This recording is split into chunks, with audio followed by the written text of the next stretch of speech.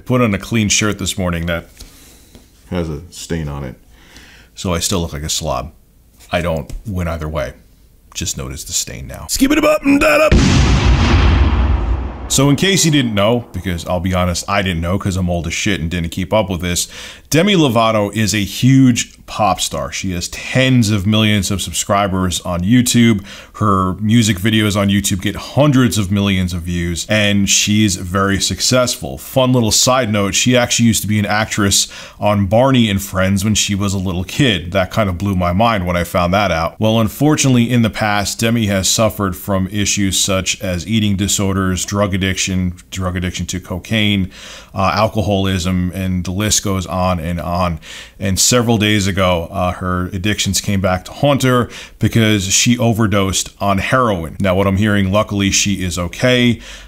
She got there in time and she was given an anti-overdose drug that probably saved her life, and hopefully she'll get the treatment that she needs to get back on her feet and kick her addiction. Addiction is not an easy thing to get over, but you know, hopefully she does do it. Well, anyway, you're probably wondering at this point, what the hell does any of this have to do with PewDiePie? Or if you watch my channel, you probably have maybe some kind of idea. PewDiePie has become a current events commentator. If you haven't noticed, he very rarely does anything gaming related on his channel, or at least it's gone down significantly. And he talks about current events in entertainment on YouTube, so on and so forth. And from a business perspective, I think it's a smart move, because if he just did the whole jump scare video game thing where he was just doing Let's Plays like he used to do, he would have probably ended up in the same irrelevant boat as Toby Turner or Tobuscus, which I know there was also the whole controversy going on with Toby and the allegations against him, but let's face it, he was irrelevant before those allegations anyway, and he still to this day tries to do the things with the jump scares like PewDiePie used to do, and it gets old after a while, Toby. It gets old. I think it's time to move on. Well, PewDiePie does a lot of edgy comedy, and it's gotten him in trouble in the past before. I've called him out in the past. I've defended him when I thought people were being too extreme. When he said the N-word, I called him out on it, but I also said that people were going overboard because there were people that wanted him to, you know, hang for saying it, and then there were people that wanted to give him a complete pass. I wasn't in either of those boats. I said it should, you know, he should be called out for it, but it's something we should move on from. It was a slip of the tongue, and it isn't as bad as everyone's making out to be, but he should get some flack for it. And because I wasn't in either of the extreme camps, I got flack because I wouldn't go on either of the sides completely. Well, just a couple days after Demi Lovato overdosed, PewDiePie posted this meme on Twitter, my favorite website in the whole world. And I'm all about edgy comedy. I'm all about pushing the limits, but this was, you know, pushing a little too far. Take a look at the meme. Mom, can you give me money for burger? To buy burger? Yes. Actually buys heroin like a boss. Keep in mind, this is only a couple days after Demi Lovato overdosed. Now, of course, PewDiePie, realizing that it was a really bad idea to have that meme posted on Twitter, took it down, but of course, a lot of people screen capped it and said, hey dude, what were you doing? Well, why would you post this? And PewDiePie, feeling the pressure, did apologize and said he didn't understand the whole situation, which, dude, I've defended you before, but what was there to understand? She just overdosed on heroin, and you posted a meme about it a couple days later. What did you not understand? You obviously knew something was going on because you posted that meme.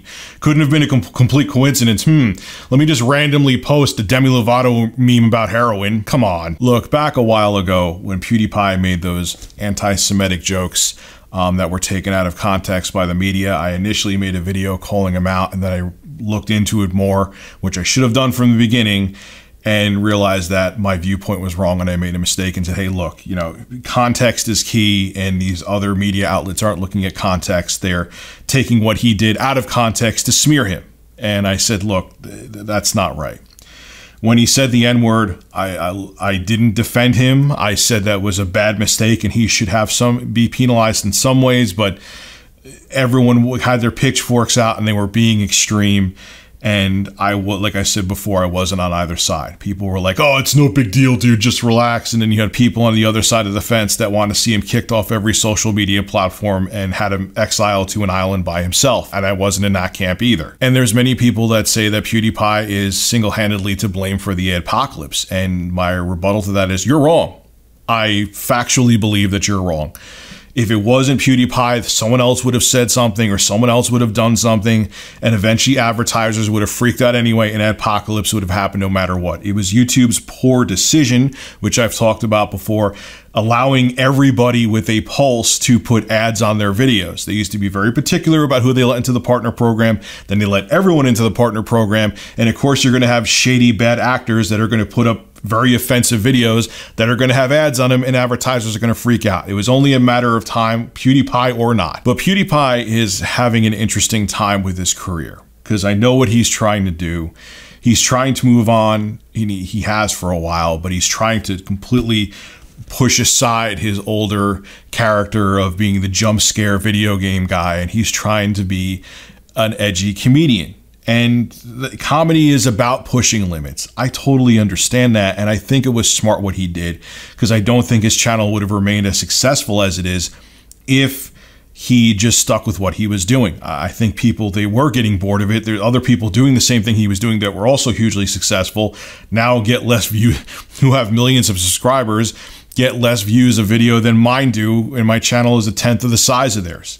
So his choice was smart. But I think he's still learning comedy, and when there's a time and a place for everything. And a singer/actress suffering from multiple addictions and psychological issues, whose life almost ended several days ago, and posting that meme right away. Come on, man. I mean, Dave Chappelle pushes limits too, and I don't even think he would have done something like that. You got to learn that there's a time and a place for everything. And posting a meme about her heroin addiction was not the right time or place, PewDiePie.